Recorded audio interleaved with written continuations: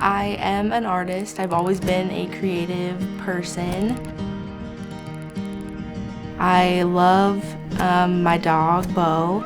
I'm involved in a few different things on campus. I work in the admissions office at the front desk. I do ceramics, I do pottery, so I spend a lot of time in the studio. And I also love to read, so I spend a lot of time in the library on campus as well. As a Pueblo native, I think that CSU Pueblo does reflect the values of family and that closeness that we have here in Pueblo. What I love about the people here is how just welcoming that they are to new people that are coming in, especially me being a little bit older of a student.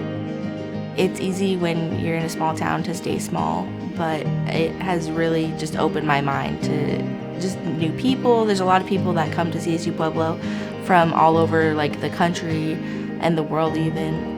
After graduation, I have my options wide open. I have applied to a few different grad schools to pursue my master's in fine arts. I do feel like CSU Pueblo has really prepared me for my future career. The staff here at CSU Pueblo, they really meet us where we're at as students. My teachers there are a great support system and have shown me a career option that I didn't know was available. I thought I would like ceramics, but I didn't know that it was going to take me where it has taken me now.